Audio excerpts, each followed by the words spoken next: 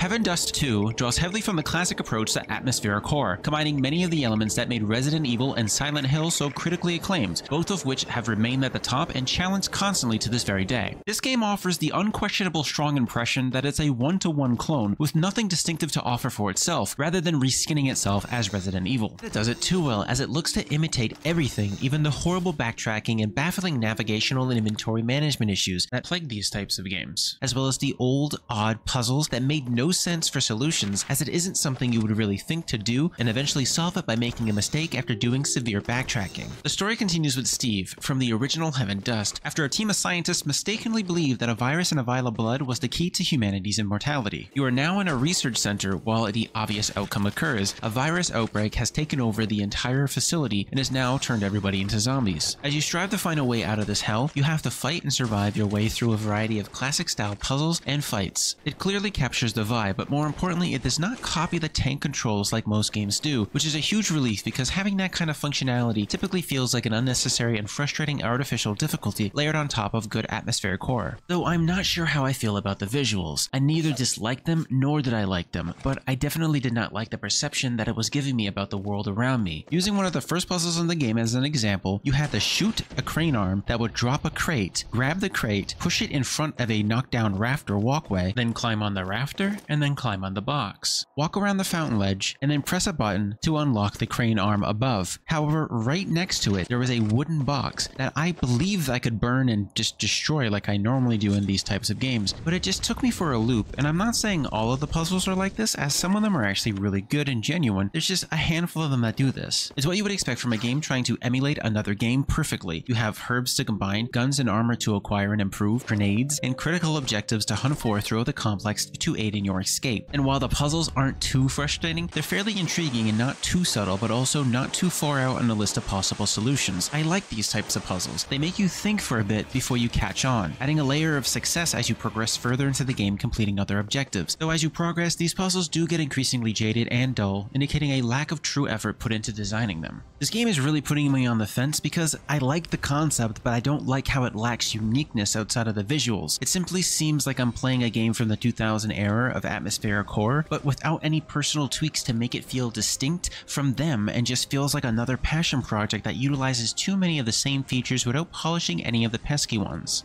So if you do enjoy the gameplay of the original Resident Evil and Silent Hill games, I can see you picking this up rather quickly, but be wary of the complexity surrounding some of the puzzles, as if you are familiar with Silent Hill 3's library puzzle or even Resident Evil 3's water treatment puzzle, you may obtain a small case of PTSD.